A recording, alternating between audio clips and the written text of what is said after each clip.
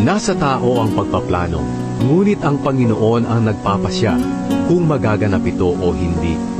Inaakala natin na tama ang lahat ng ating ginagawa, ngunit ang Panginoon lang ang makakapaghusga kung ano talaga ang ating motibo. Ipagkatiwala mo sa Panginoon ang lahat ng iyong gagawin at magtatagumpay ka. Ang lahat ay nilikha ng Panginoon na mayroong layunin.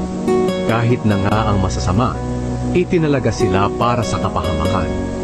Kinasusuklaman ng Panginoon ang mayayabang at tiyak na sila'y parurusahan. Kung minamahal natin ang Panginoon ng may katapatan, patatawarin niya ang ating mga kasalanan. Kung may takot tayo sa Kanya ng may paggalang, makalalayo tayo sa kasamaan. Kapag kinalulugdan ng Panginoon ang ating pamumuhay, kahit na ang ating kaaway ay gagawin niyang ating kaibigan. Mas mabuti ang kaunting halaga na pinaghirapan kaysa sa malaking kayamanang galing sa masamang paraan. Ang tao ang nagpaplano, ngunit nasa Panginoon ang kaganapan nito.